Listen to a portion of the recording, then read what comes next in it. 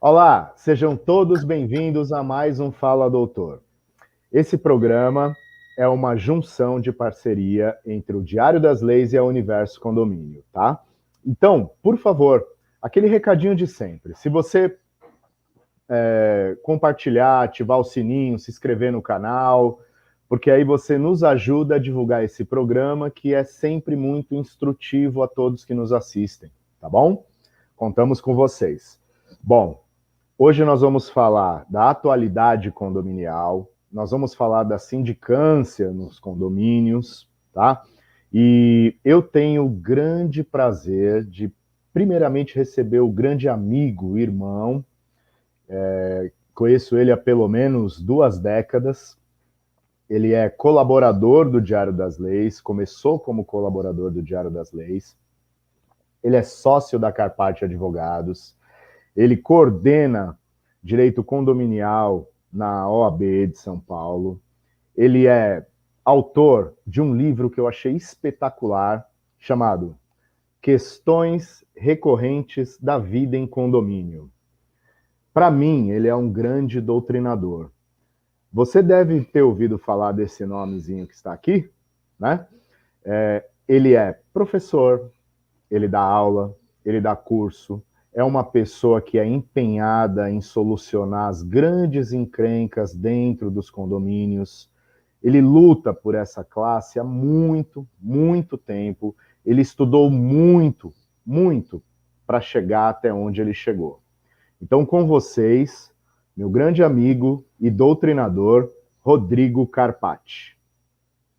Rodrigo, seja muito bem-vindo. Para mim é uma alegria enorme tê-lo conosco. Por favor, desative o volume aqui, ó, tá mudo. Opa, Isso. desculpa. Eu que agradeço e saiba que é recíproco. É uma honra muito grande estar aqui conversando com você. Tenho uma admiração tremenda, como disse há poucos momentos. Nos conhecemos há muito tempo e tenho, assim, as nossas conversas foram sempre muito boas, muito positivas, e tenho muito, muito carinho, muito respeito por você, pelo Diário das Leis, e é uma honra poder fazer esse programa com você. Bom, eu sempre abro, Rodrigo, o programa dizendo assim, um abraço especial ao Dr. Rodrigo Carpati, ao Lucas, né? Então eu não posso esquecer do Lucas, tá? Um grande abraço ao Lucas, que faz parte da Universo Condomínio e que sempre nos ajuda com tudo, tá? É uma pessoa muito boa também. Com Bom, certeza, um grande comunicador e uma pessoa querida também. isso mesmo. Bom, vamos começar já pelos problemas, especialista? Vamos, Podemos? com certeza, Bom, lógico. E Rodrigo, como é que... quem estiver nos assistindo, estamos ao vivo, pode mandar pergunta também, né, Julio? A gente consegue. Com certeza. Eu acredito que você vai ser bombardeado de perguntas hoje, tá? E talvez não seja a única entrevista, porque o tema é um tema fundamental. Então vamos começar, Rodrigo, pela pandemia, o que afetou nos condomínios e como isso está mudando agora. O atual cenário dos condomínios para as áreas comuns, por exemplo, o que está havendo agora? O que você recomenda? Então, Júlio, nós passamos aí por um momento muito complexo da humanidade e, logicamente, que isso assolou os nossos condomínios, e não seria por menos. Os condomínios são parte da sociedade. Acho que ficou muito mais claro para todos, e nós temos dados recentes em que mais da metade da população no estado de São Paulo ou mora ou reside dentro de condomínios. Então, isso mostra a importância que esses empreendimentos, que o Instituto do Condomínio tem dentro do cenário nacional e mundial. A vida dentro de condomínios é a única forma de crescimento dos grandes centros. Então, o Instituto do Condomínio Edilício, ao qual o BDI já trata há muitos anos e com muita propriedade, lembro dos primórdios do início da minha carreira, quando nós sequer tínhamos qualquer tipo de de publicação eletrônica, o BDI já estava ali nos orientando com as jurisprudências e as matérias interessantes. Então, o condomínio ele toma um papel cada vez mais importante no cenário e ficando certo que a única forma de crescimento dos grandes centros, como já disse e repito, é através do Instituto do Condomínio Edilício, que tem cada vez mais se aprimorado. Nós falamos agora em multipropriedade, nós falamos em condomínio de lotes, nós falamos em locação através de aplicativos de hospedagem e tantas outras situações, portaria virtual, e isso fez com que esses condomínios mudassem aí de perfil, mas principalmente tivessem um grande baque em função da pandemia, separando o joio do trigo da gestão condominial. Então, o síndico, que no passado ele fazia algumas vezes um trabalho voluntário, gracioso, ele passou a ter que ter uma técnica apurada, aguçada, para atingir o objetivo daquela massa que, em função dessa pandemia, foi elevada à potência máxima da gestão condominial. Primeiro, porque as pessoas passaram a ocupar os condomínios não só como moradia, como trabalho, como escola das crianças, e às vezes num apartamento pequeno, você tinha a esposa trabalhando, o marido trabalhando, as crianças em aula e não haviam cômodos para que todos pudessem tocar sua vida. E como cada um tem em São Paulo e nos grandes centros, você não sabe o que ocorre com o seu vizinho, mas às vezes o apartamento de cima tinha uma senhora que queria dormir, no outro uma criança que queria brincar, enfim, e isso passou a gerar um excesso de perturbação dentro dos condomínios, com aumento gritante de reclamações. E ainda mais uma questão que fez com que os síndicos fossem também testados, que foi a questão do fechamento e abertura de áreas comuns. Então, dentro de um cenário de ocupação máxima, o síndico, que tem o poder executivo, mas que foi forçado ao extremo a exercer esse poder executivo, e as pessoas me perguntavam, o síndico pode ou não fechar uma área comum?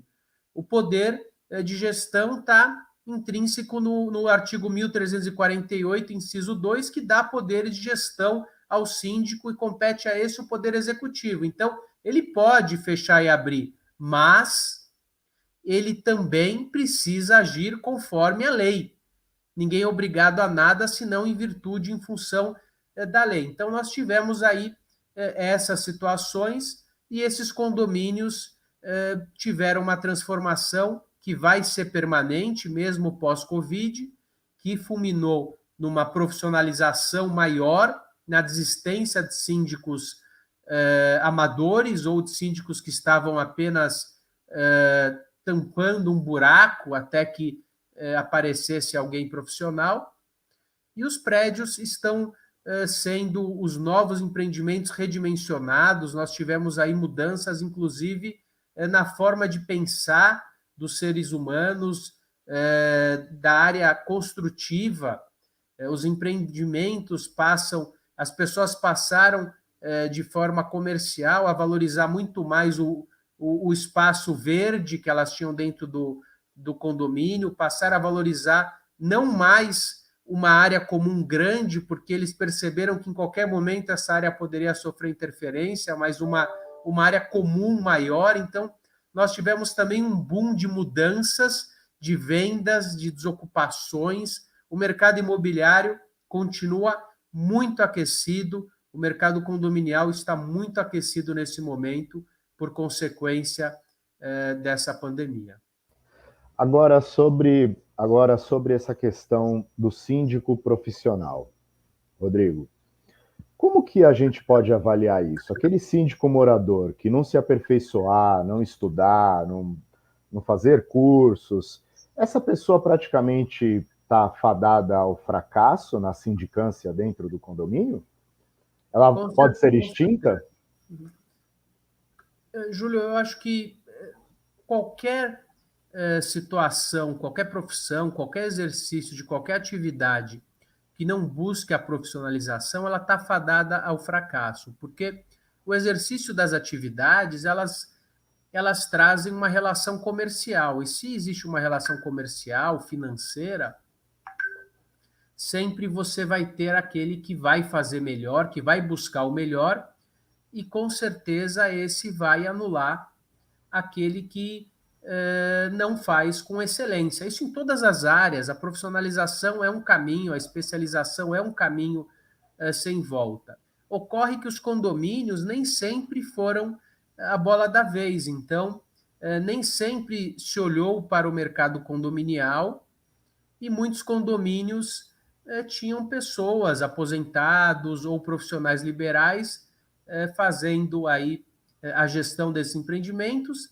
e também não objetivavam qualquer remuneração, eles queriam ajudar aquela coletividade. Mas a partir do momento que o exercício da função de síndico passou a exigir cada vez mais daquele que estava se doando, esse também repensou aquela situação, porque uma coisa é um trabalho voluntário, outra coisa é você se dedicar, e quando você se dedica a algo, você abre mão de alguma outra situação. Então, aquele profissional liberal, ele percebeu que ele passou a ficar mergulhado na rotina condominial.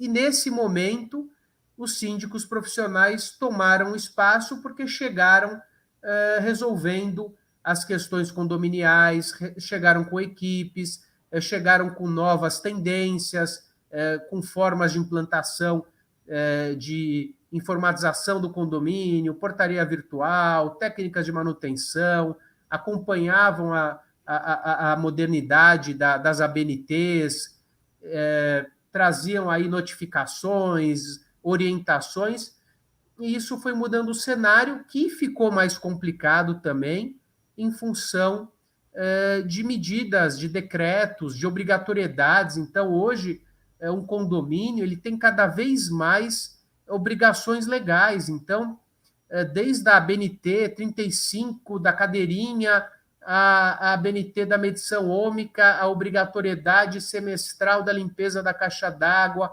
ao programa de prevenção de riscos ambientais, a ART para qualquer obra, a ABNT 1680 de obras, a nova ABNT de manutenção. Então, aquele que estava voluntariamente realizando uma atividade percebeu a complexidade, e em função dessa complexidade, nós estamos diante também de uma transformação da responsabilidade civil, que sempre foi a responsabilidade civil hoje, no nosso Código Civil, e isso está estampado no artigo 186 do Código Civil, ela é aquiliana, ela em função, é subjetiva. Então, eu preciso da culpa, eu preciso da responsabilidade, mas a mudança da tendência é uma responsabilidade civil objetiva. Então, eu respondo pelo risco da atividade, independente da culpa. Então, aquele síndico voluntário que passou a ter cada vez mais obrigações, passou, inclusive, a responder.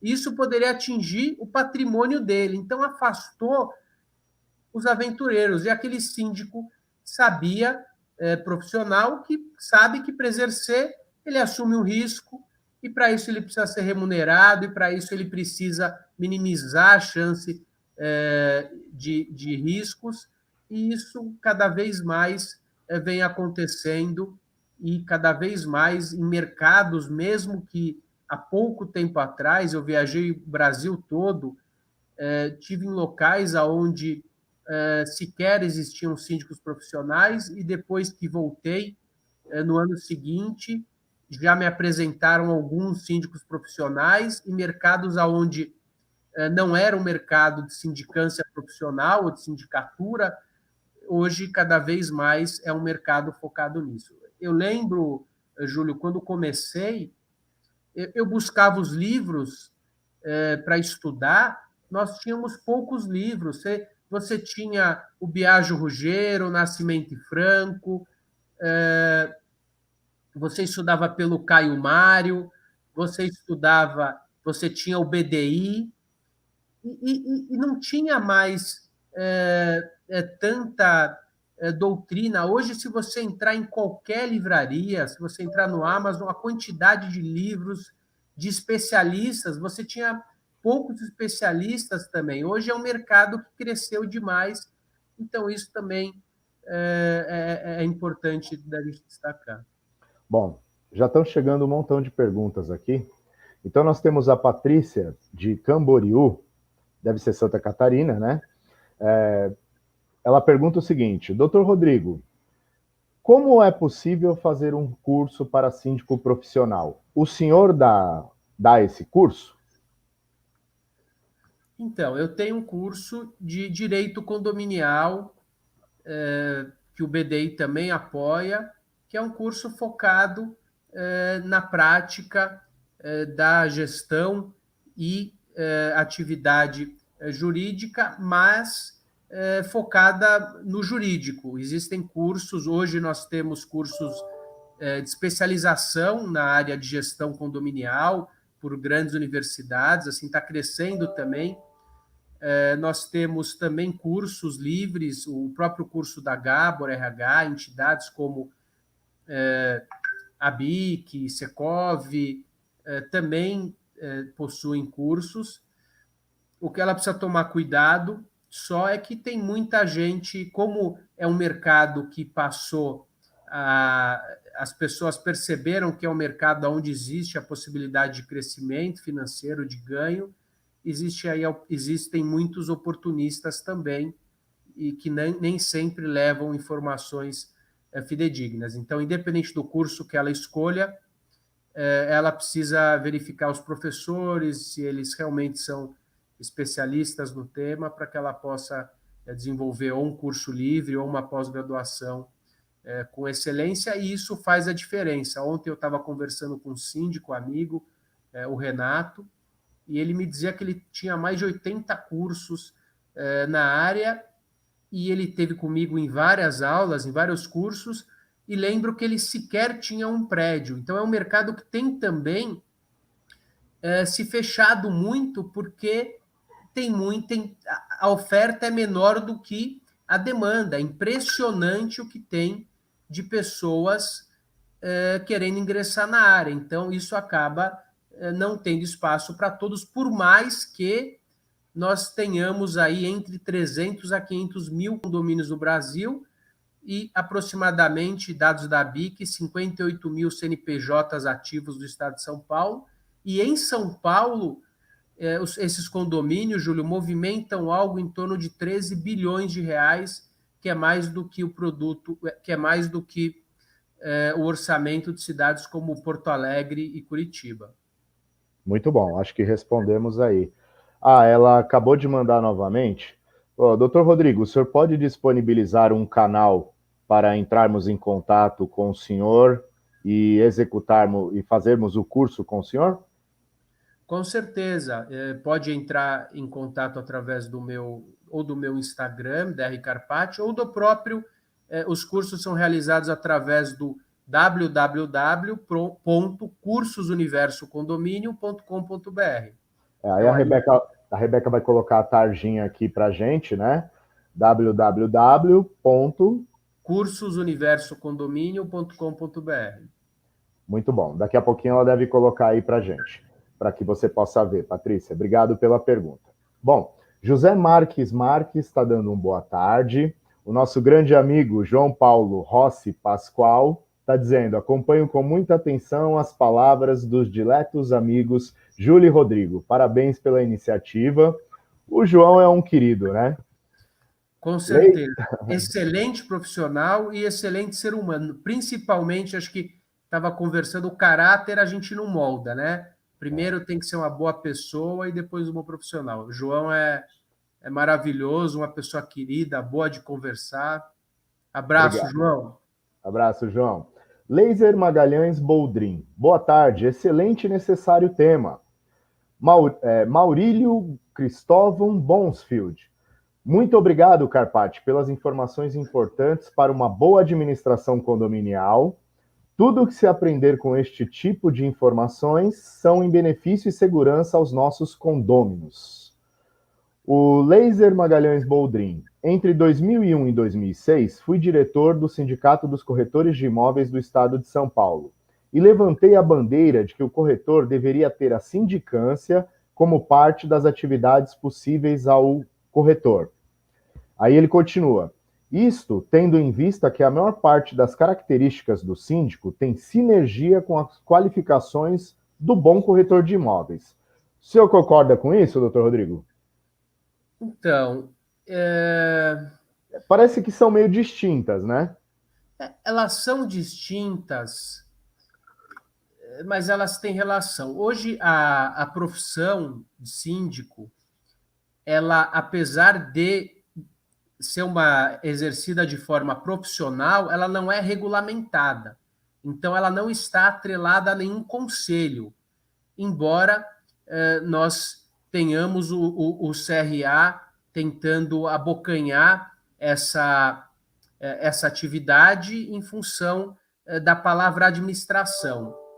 Apesar de não concordar, não faz parte dessa pergunta. Hoje, o corretor de imóveis ele pode exercer a atividade de síndico profissional, assim como o médico, advogado e qualquer profissão. O exercício de qualquer atividade é livre desde que lícita, conforme a Constituição Federal, se não me falha a memória, artigo 170. O que ocorre é que ela não é regulamentada, então ela é livre. Se ela for regulamentada, ela vai ficar atrelada a uma certa atividade. Se ela for regulamentada pelo Cresce, por exemplo, ela fica atrelada aos corretores. Se for atrelada pelo CRA, fica atrelada aos administradores. O que eu não acho producente, uma vez que o administrador, ele não, a técnica de administração de condomínios é multidisciplinar. Ela não é inerente apenas à atividade de administração. Ela requer direito, ela requer engenharia, requer psicologia, relacionamento interpessoal, dentre outras situações. Então, atrelar um determinado conselho me parece um pouco arriscado. Então, essa profissão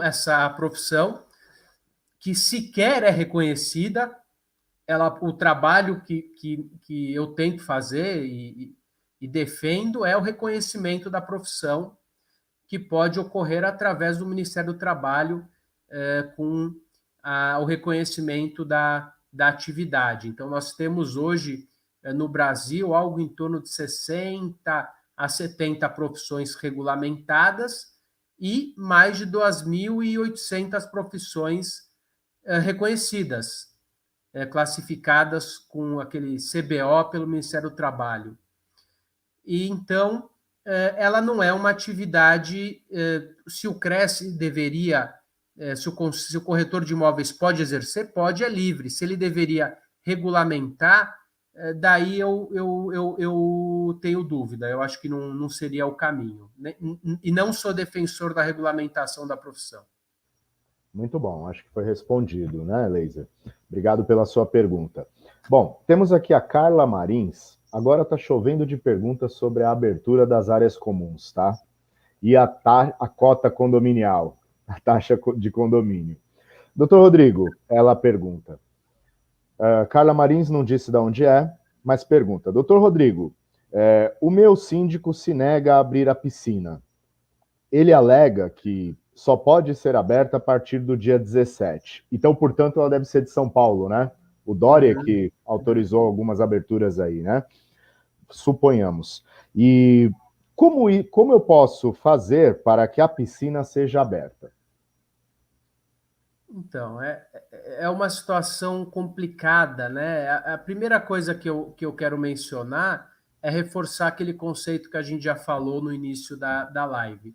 Ninguém é obrigado a nada, senão em virtude da lei. Então, nós não temos hoje uma lei que imponha o fechamento de áreas comuns. para que essa área comum seja fechada, precisa justificar. Logicamente, que não é tão simples a questão, envolvem aí fatores de convicção pessoal. Então, nós temos aí o governo federal com uma postura, o estadual com outra, e os municípios também muitas vezes divididos, uns mais flexíveis, outros menos, e também nós temos uma nova variante da Covid e já temos notícias aí, mundo afora, de locais voltando ao fechamento. Então, o que deve ser feito é verificar a legislação local e, por analogia, aplicar dentro do condomínio. Se não houver nenhuma restrição, entendo que o síndico, apesar de ter o poder executivo, ele não tem o poder de polícia e não tem o poder de impor o convencimento dele, sem que seja em virtude da lei. Daí aquele que está nos assistindo pode perguntar, mas esse síndico, ele, se houver um risco, ele poderia fechar a área comum? Mas então, que risco? Será que não é o mesmo risco de um assalto no condomínio? Assim, ele pode exigir que a pessoa utilize máscaras, porque nós temos um decreto federal nesse sentido, mas exigir o fechamento e se passar por uma assembleia? Bom, dá um pouco mais de força, porque o condomínio nada mais é do que a união, a reunião da massa e a busca é pelo interesse coletivo. Então, é melhor discutir essa reunião da massa, se é legal ou não, do que uma medida arbitrária do síndico que pode caracterizar um abuso de poder, um excesso no exercício da função. Então, hoje, não existe nenhuma medida que justifique o fechamento de áreas comuns. Por analogia, nós temos ainda em vigor, se não me engano, em São Paulo já tem abertura de 60% ou 80%, então, em tese, o que poderia se exigir era essa proporção. Eu acho que nem a utilização individual de academias mais se justifica, uma vez que uma academia comercial, por analogia, pode trabalhar de forma diferenciada. Então, e nós temos uma outra questão. Ninguém é obrigado a ir na piscina. Então, aquele que vai se sentir prejudicado, aquele que acha que aquele local é de risco, não compareça. Então, ele não precisa estar fechado para você não comparecer. Bom, eu não quero ir na piscina, eu não quero ir no parquinho. O síndico não precisa fechar. Se você acha que ela é uma zona de risco, não deixe seus filhos irem. Mas se o outro entende que pode utilizar, e fica uma situação um pouco complexa, que se o parquinho da esquina do prédio está aberto, por que o parquinho do prédio não pode estar aberto, né? Então, são situações complexas e que não têm uma resposta jurídica, porque envolvem questões com a perspectiva que a pessoa tem. Se ela tiver um parente que ficou doente ou perdeu um parente, com certeza ela vai ter uma postura mais extremista do que aquele que pegou o Covid de forma leve, entende que não existe um risco. Então, independente da convicção pessoal, o que a gente pode fazer nesse momento é trabalhar em virtude da lei e aplicar por analogia dentro dos nossos edifícios. Se houver abuso por parte dos síndicos, aquele que se sentir prejudicado vai poder ingressar em juízo, e já tivemos diversos casos nesse sentido, para abertura e também para o fechamento de determinadas áreas em função dos decretos e dependendo das cidades em que tiver inserido esse condomínio. Muito bom. Mas faltou a outra pergunta dela, da Carla, doutor Rodrigo, que foi sobre o seguinte: ela falou sobre a cota condominial, a taxa condominial. Então eu imagino, eu vou supor aqui, tá, Carla? Se eu estiver equivocado, por favor, mande aqui no chat. Ela está perguntando isso porque a piscina dela está fechada, ok? Então, está lá parada. A cota, o valor, a taxa de condomínio que ela paga, doutor Rodrigo, ela pode ser reduzida em virtude disso? Deve ser reduzida? Não deve? Não deve, de forma alguma. As despesas condominiais, elas são por fração ideal, e nem sempre a gente consegue distinguir uma despesa da outra. Elas são, em tese, homogêneas para a divisão, porque senão a gente vai cair numa minúcia e o morador do primeiro andar que usa menos energia para chegar no andar dele, e aquele que mora com mais pessoas, e aquela pessoa que deixou o apartamento fechado durante um mês e não utilizou água coletiva, ela vai pagar menos? Então, assim, não é a forma de se dividir as despesas, elas são rateadas conforme a fração ideal, de forma homogênea, independente do índice de utilização. Se é a melhor forma de divisão, não é essa a questão, essa é a forma legal. Então, por exemplo, se a piscina estiver fechada e se economizar, por exemplo, o material de limpeza da piscina, isso vai, com certeza, impactar num gasto inferior do condomínio e depois isso volta para o condômino, mas não, olha, nós fechamos a piscina, vocês não vão pagar R$ 100. A despesa não é assim específica, salvo se, por exemplo, nós vamos fechar a piscina e aqueles 3 funcionários que custam R$ 10.000 juntos vão ser dispensados. Mas dá impacto a valor de dispensa, vamos supor que são terceirizados, você corta o contrato. O síndico também não está obrigado a reduzir na proporção, ele nem pode, ele tem que chamar uma assembleia e rever orçamento. Ele nem precisa reduzir de forma proporcional, porque o dinheiro que não vai ser gasto vai ficar em caixa e ele pode adequar na próxima gestão, não precisa adequar nesse momento obrigatoriamente. Vai depender, mais uma vez, da vontade da massa. Legal, acho que respondemos, né, Carla? Bom, temos aqui o Natan Leocata Machado, que pergunta o seguinte: nossa convenção proíbe que o não morador seja síndico. O que fazer nesse caso? Eu gravei um podcast sobre isso, que vai ao ar nos próximos dias. Então, eu sou contrário a essa posição, por mais que ela exista na convenção, porque o artigo 1347 do Código Civil, ele traz que o síndico poderá ser pessoa estranha. Então, se ele pode ser uma pessoa estranha, quem é a convenção, que é uma norma de direito privado, para dizer que ele não pode ser pessoa estranha? Os defensores de que isso não pode ocorrer, eles falam, olha, é uma faculdade, ele poderá. Então, se a lei diz que ele poderá, a convenção poderia impedir. Não, é uma faculdade, é um poder-dever, é uma opção. E entendo que a convenção não pode ser impeditiva. Via de regra, as convenções estão desatualizadas a partir de 2002, com o novo diploma civil.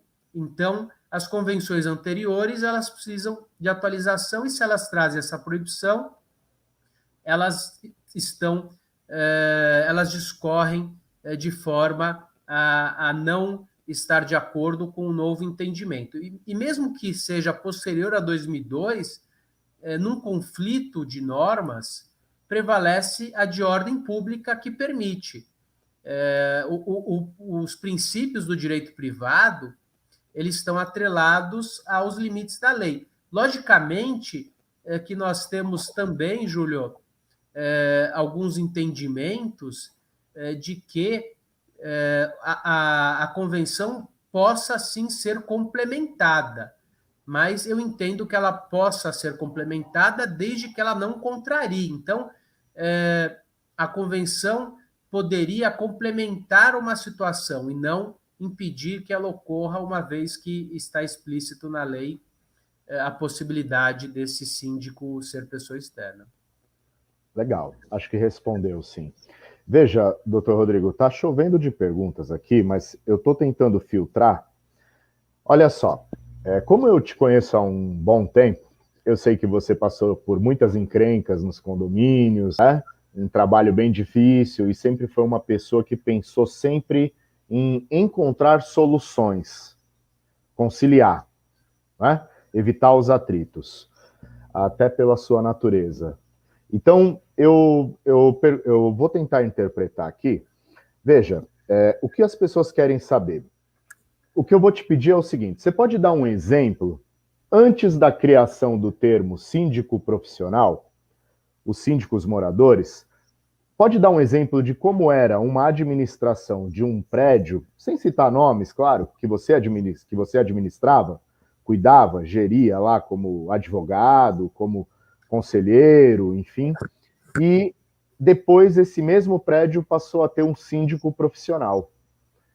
Como que ficou essa gestão? Para a gente poder clarear para as pessoas como que funciona isso na prática, quais os benefícios que isso traz para os condôminos. Júlio, eu gosto de um exemplo. Eu elenco os 3 principais motivos que levaram as pessoas a buscar síndicos profissionais. Então, primeiro é porque ele é não morador, ele não tem o vínculo que nós temos quando estamos residindo dentro de um prédio. Então, como que eu vou multar o pai o pai de uma criança que é amigo do meu filho? Como é que fica essa relação? Ou como é que eu vou multar uma pessoa que frequenta a minha casa? Existe um certo constrangimento. O fato dele ser profissional, ele o fato dele não morar, ele não está vinculado a nenhuma pessoa. 2, ele está atrelado a um contrato. O que quer dizer isso? Esse profissional, ele tem regras. Então, eu, como síndico morador, quando fui eleito síndico no meu prédio, eu impus as minhas condições. Olha, pessoal, é o seguinte, eu trabalho, eu não consigo ficar aqui o tempo todo, eu viajo de férias, por favor, não me liguem fora do horário, salvo emergências, prefiro fazer uma assembleia a cada 6 meses. Então, eu mostrei para aquela comunidade o que eu poderia oferecer e eles optaram em me escolher. O que ocorre quando o síndico é profissional? O contrário, o condomínio se reúne e traça o que ele quer, o que ele espera para a gestão condominial. Ele está pagando por isso. Então ele chega e fala assim: síndico, nós queremos alguém que compareça 4 vezes na semana. Nós queremos alguém que atenda o telefone até meia-noite. Daí o síndico vai valorar isso. Olha, isso vai custar R$ 1.000, isso vai custar 2.000. A gente quer todo dia, então isso é 5.000. Então é outro tipo de relação. E 3, porque ele exerce atividade de forma profissional. O próprio nome diz. Então, em tese, ele tem um conhecimento maior porque ele se dedica de forma profissional para aquela situação. Não obstante, nós encontremos aí no mercado pessoas desqualificadas, tanto quanto profissionais, quanto síndicos moradores. Mas partindo do princípio de um bom síndico morador e do bom síndico profissional, aquele síndico profissional ele faz uma varredura no condomínio, ele está focado. O bom síndico morador, eu sou hoje síndico morador do meu prédio, eu faço um bom trabalho, mas o profissional ele vai estar ali no dia a dia, vai estar pegando as minúcias, vai fazer a reunião conforme a necessidade.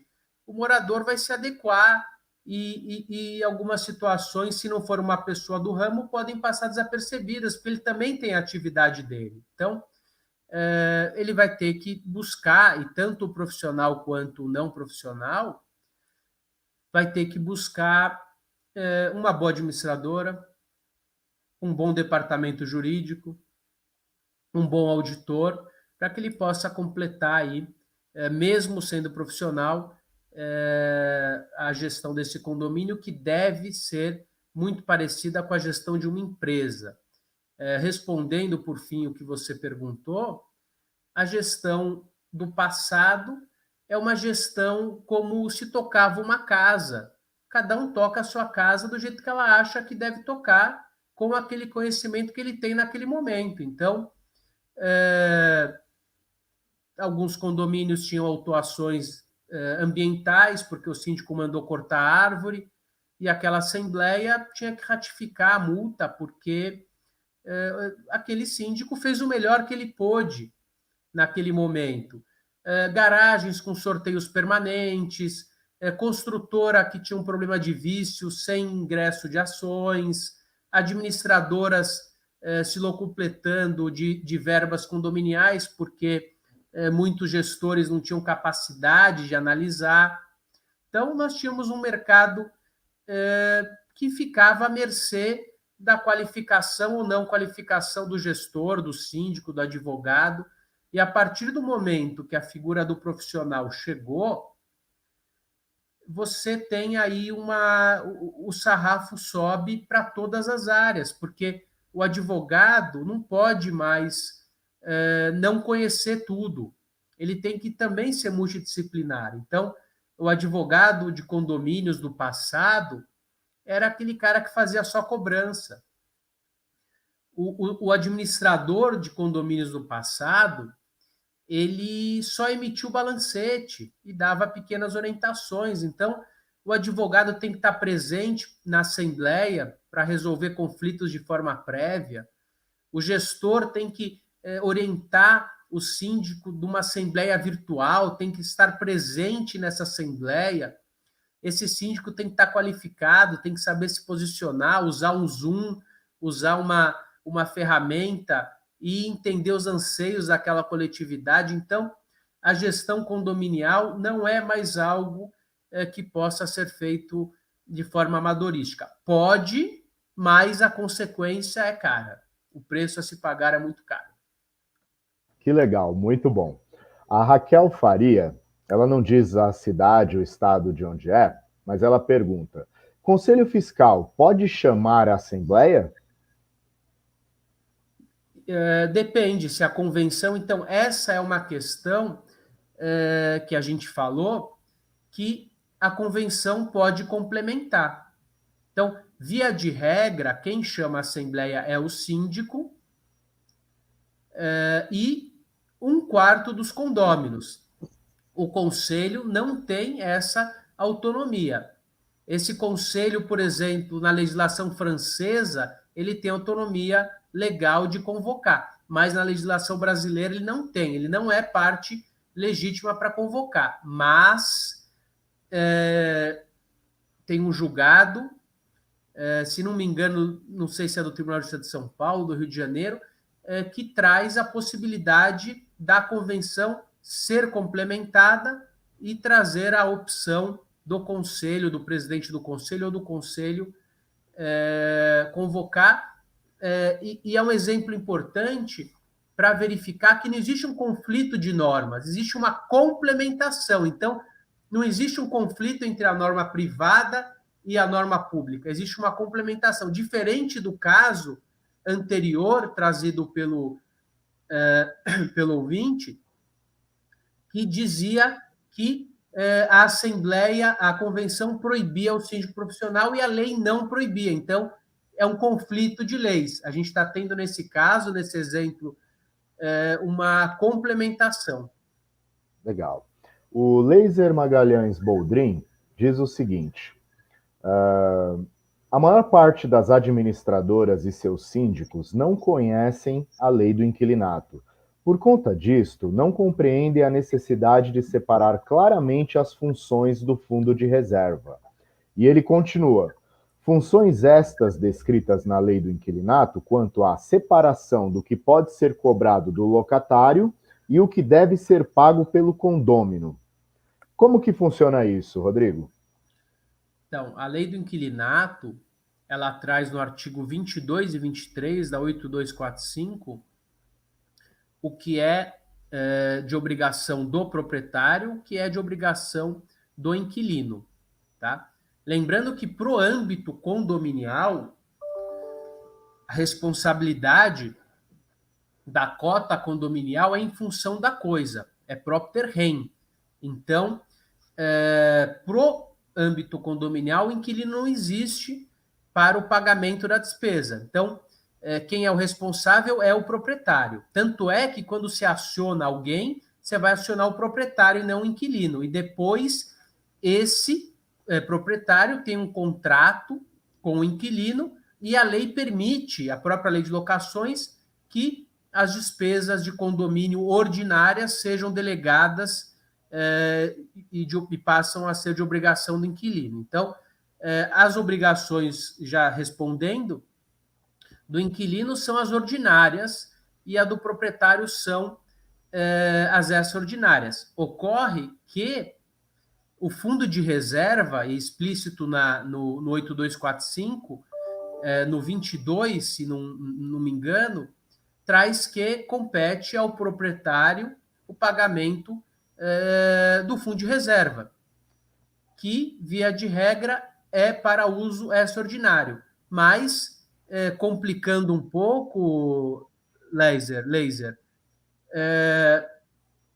esse valor arrecadado de forma do fundo de reserva, ele pode ser eventualmente utilizado para uma despesa ordinária, por mais que ele tenha sido arrecadado com a natureza extraordinária. Então, não é tão simples.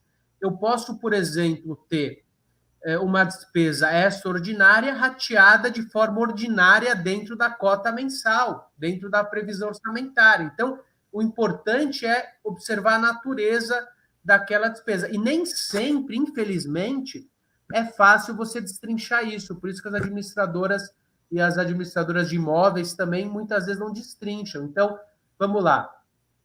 É um rateio para obras, é proprietário, é fundo de reserva, é proprietário, porém, ele está sendo utilizado de forma ordinária. O funcionário, olha que situação inusitada. O funcionário foi demitido e tem que pagar os encargos aí trabalhistas todos. Essa despesa é de quem? Do proprietário ou do inquilino? Depende, né? Foi do período que ele estava inquilino ou é de período anterior. Então, a gente nem sempre tem uma resposta fácil, nem sempre consegue resolver essas questões. Com certeza com muitas peculiaridades, né, doutor Rodrigo? Com certeza, Júlio. Bom, nós temos aqui o do condomínio, ele é de Manaus, Amazonas, e ele diz o seguinte: a eleição de síndico profissional é uma desvirtuação?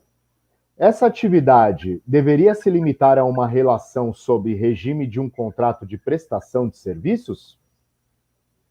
Eu não entendi a questão da desvirtuação na pergunta, doutor Rodrigo. Porque eu acho que o que ele quis dizer passa pelo fato da administração, pelo fato do síndico, ele também é um prestador de serviço, né? Qual é a relação legal que ele tem? Né? Ele não tem uma profissão regulamentada, é uma atividade não reconhecida, mas, ao mesmo tempo, esse gestor, ele firma um contrato de prestação de serviço, né? Então, ele questiona, aqui estou lendo a pergunta aqui no chat, se ele desvirtua. Então, ele está sendo eleito um representante, mas ele tem um contrato de prestação de serviço, ele é um prestador de serviço ou ele é uma pessoa eleita? Então, não é tão simples. Eu acho que existe aí uma natureza anômala, assim como algumas situações dentro do condomínio, porque ele pode ser dispensado, um prestador de serviço pode ser dispensado a qualquer momento, bastando que você tenha o aviso prévio, ou se é um contrato, você vai pagar a multa rescisória, mas você pode desfazer.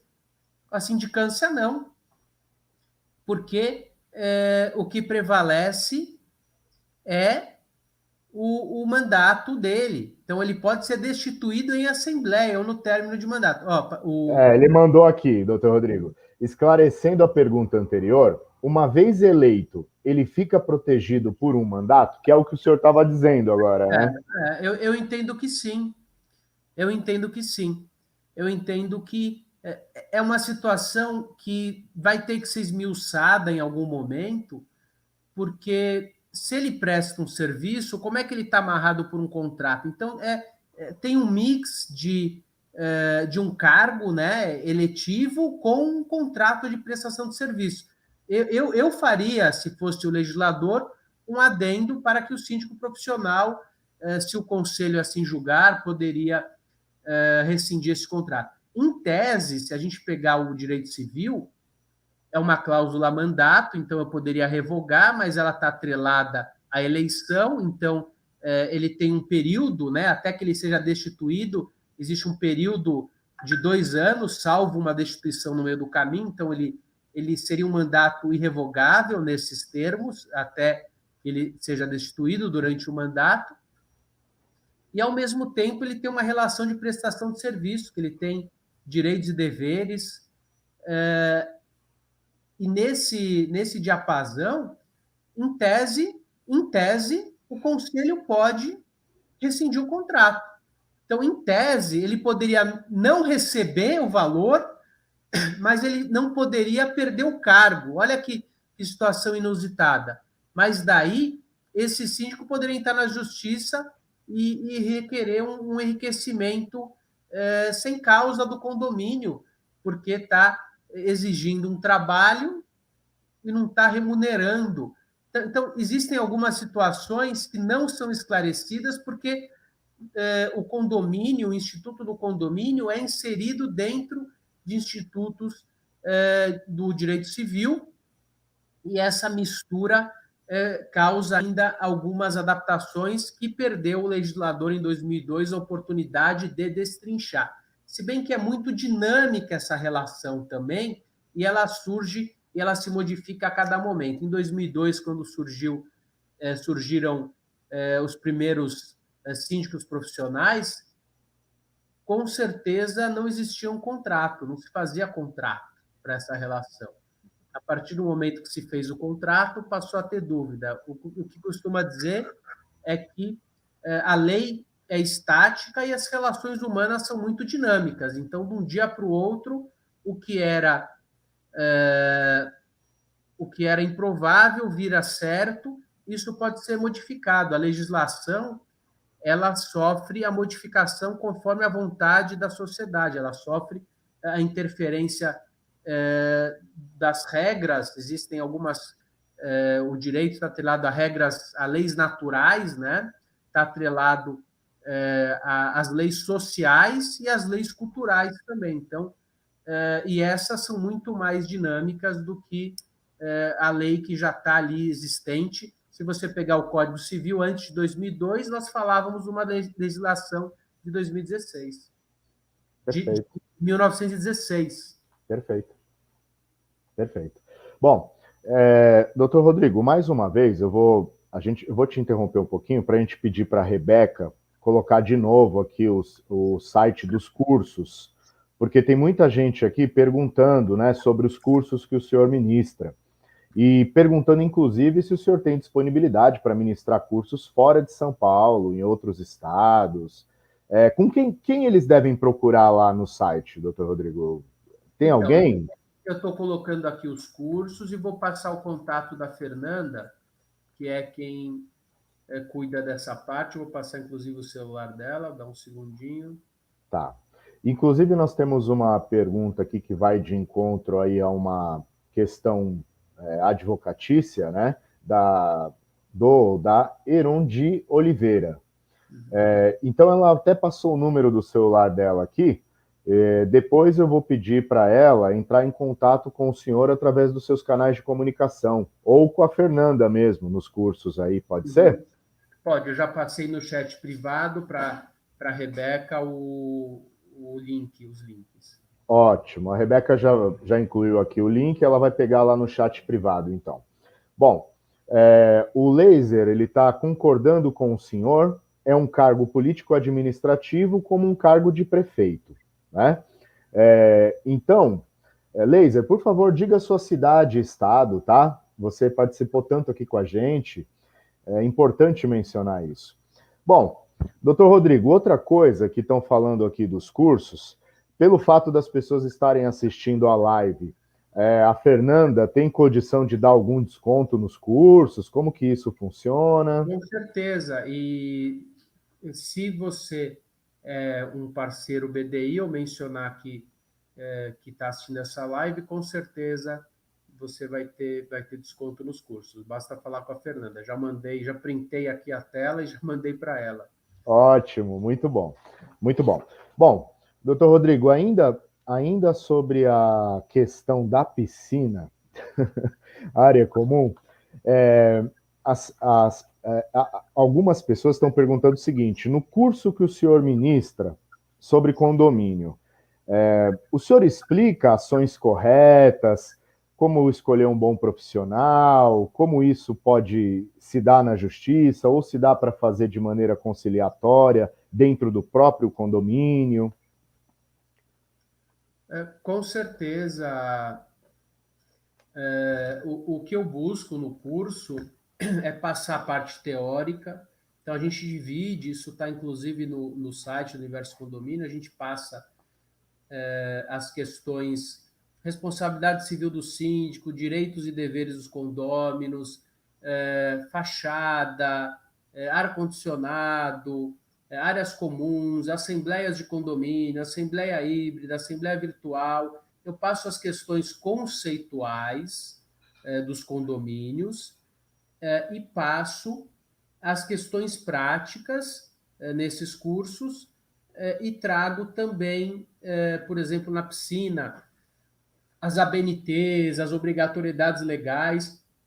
E esses cursos são muito dinâmicos. Ele chega à 8ª edição e todo curso a gente acaba trazendo coisas novas, existe uma interação, então muitas vezes o aluno tem dúvida, a gente já coloca na próxima aula, já adequa, ele tem a palavra, a gente conversa, e trago muitos convidados. Eu procuro trazer, normalmente são 5 ou 6 aulas, e cada aula a gente traz para abrir alguma autoridade, para fechar uma autoridade de algo que seja complementar. Então, por exemplo, eu trago o delegado Maurício de Tomasi para falar de segurança. Eu falo de alguns procedimentos legais de entrada e saída, mas do mandado judicial, em que momento eu posso adentrar dentro do condomínio, e trago o próprio delegado de polícia, que é aquele que vai expedir a ordem para que as pessoas tirem as dúvidas.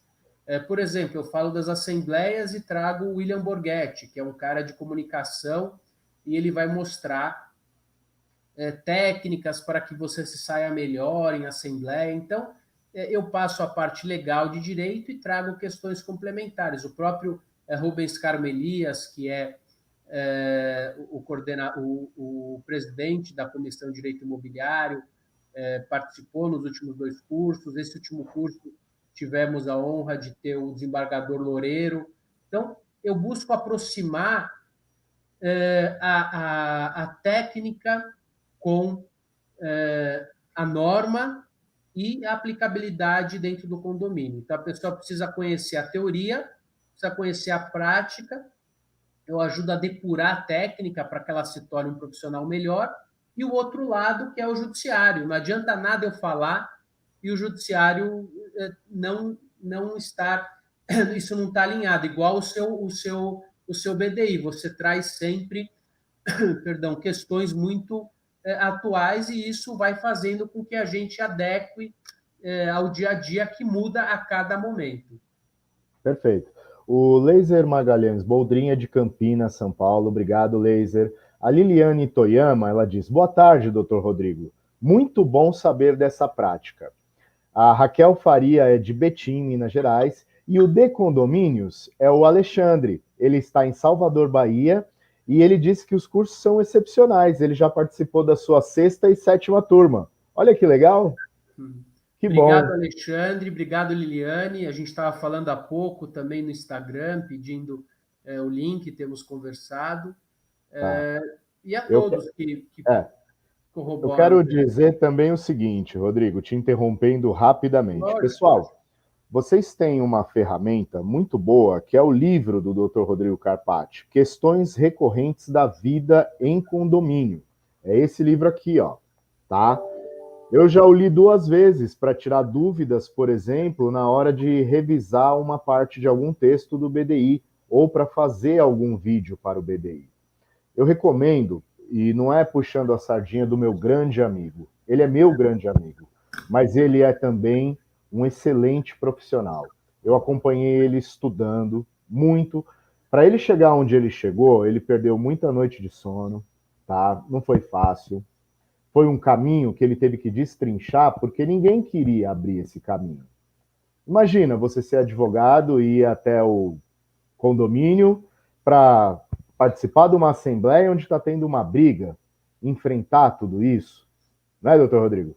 Você sabe, Júlio, duas coisas muito marcantes na minha vida. Aquela nossa conversa, aquele dia, primeiro que foi incentivadora. Você é um cara que incentiva pessoas e só isso já vale tudo. Assim, aprendi desde sempre que a gente tem que às vezes a única coisa que a pessoa tem é um sonho, né? E a gente pode ajudar a pessoa sonhando junto, ou a gente pode destruir uma pessoa, às vezes, com palavras. E você, desde a primeira vez que a gente se encontrou e foi almoçar com você, foram momentos muito agradáveis. Aquela nossa conversa, para mim, está marcada e vai ficar marcada para sempre.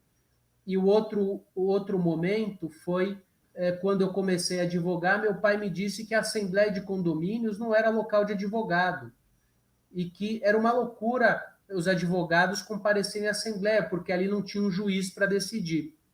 E foi em meio a muita porrada que ajudei, logicamente que não sou o único, a construir um caminho de uma advocacia preventiva que era pouco conhecida no nosso país, mostrando a importância do profissional, desde que apto, para que ele pudesse resolver problemas ali e não levar questões a julgamento. E esse é um modelo que hoje é comum. Então, as pessoas ligam e querem contratar o advogado para a Assembleia, o que já foi. Se o advogado está aqui, vai ter briga. Muitas assembleias acabaram, e acabei algumas vezes em delegacias de polícia, acabei algumas vezes com medo de sofrer pela minha integridade física, já cheguei em casa com muita dor de estômago. Então, isso as pessoas não sabem, nem precisam saber, mas isso vai nos moldando no nosso dia a dia, trazendo bagagem e fazendo com que a gente continue a luta. A informação que você traz há muitos anos, o trabalho que eu faço, isso são sementes que os frutos são colhidos aí por todos. E eu concordo em gênero e grau e admiro, tá? Você sabe da minha admiração. A gente chegou realmente ao fim da nossa live com muita gente aqui querendo saber um montão de coisas. Mas olha, acima do BDI, antes do BDI, vocês têm um instrumento muito bom para coletar todas as dicas do Dr. Rodrigo, que é o portal Universo Condomínio.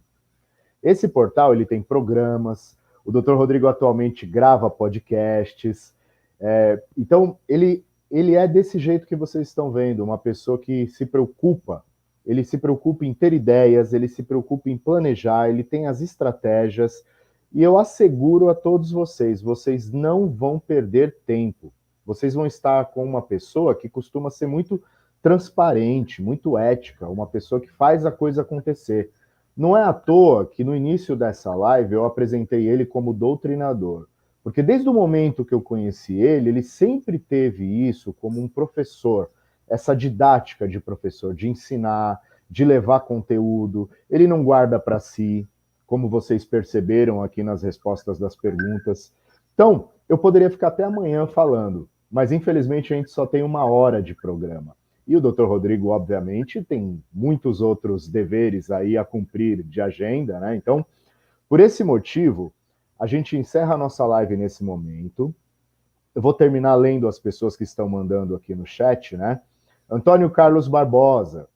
Aprender com o Dr. Rodrigo não é só conselhos, e sim exemplos de profissionalismo e vida. Eu concordo plenamente, Antônio. A Liliane Toyama, parabéns a todos, ótima live. Muito obrigado, Liliane. Antônio Carlos Barbosa, novamente, parabéns. Então, doutor Rodrigo, Eu faço sempre isso aqui no final das lives, tá? Além de agradecer muito o senhor pela presença, pelo tempo dedicado, a vida da gente é sempre uma correria muito grande, porque a gente parece que se alimenta de muito trabalho, né? Então, por esse motivo, eu vou convidar o senhor a tratar com a Rebeca, ou comigo, se quiser, mais para frente, para a gente dar continuidade a esse tema. Com prazer, já está Tá aceito. bom? E aí a Rebeca marca contigo, então. Nos falamos por telefone ou por WhatsApp, os nossos meios são mais fáceis, né? Então, eu, como sempre encerro, faço o seguinte. Parabéns, doutrinador. Parabéns, você merece todos os elogios possíveis. Continue assim. Na nossa conversa, eu disse a você: falta o seu livro. Você vai ser um doutrinador. Eu te enxergo como um doutrinador. Então, Biasi Ruggiero, J. Nascimento Franco, né? Nós temos Caio Mário, mas teremos o Rodrigo Carpati. Eu não tenho a menor dúvida sobre isso. Mas olha, uma ressalva, tá? Vê se arruma tempo para sua família também, tá bom? Com certeza. Júlio, sem palavras para te agradecer. Obrigado pelas palavras. Realmente me embargam aí a voz, eu fico lisonjeado, e aquele papo com as suas palavras foram também muito incentivadoras, e você me fez ver algumas questões que eu precisava ver e que me ajudaram muito. Tenho um carinho, uma admiração muito grande também por você. Agradecer ao Antônio, à Liliane e a todos que nos assistiram e vão continuar nos assistindo, porque essa live fica gravada no YouTube, né, no BDI. E é isso, e estamos juntos, vamos aí procurar se encontrar mais, fazer mais coisas, sempre em prol do bem, das pessoas que militam na área condominial e de uma classe que merece aí ter o Rodrigo, ter o Júlio, o BDI, para que possa levar sempre a informação que o síndico precisa naquele momento do dia a dia. E eu não se esqueça de deixar o meu forte abraço ao Lucas também, ao Gabriel, tá bom? Por favor. Obrigado. Obrigado, eu. Muito obrigado. Obrigado, abraço a todos. Valeu, doutor Rodrigo. Bom, pessoal, encerramos aqui mais uma live. Se vocês gostaram, por favor, aquele recadinho de sempre, ative o sininho, inscreva-se no canal, compartilhe, curta esse vídeo. Você acaba nos ajudando a continuarmos com os programas, tá bom?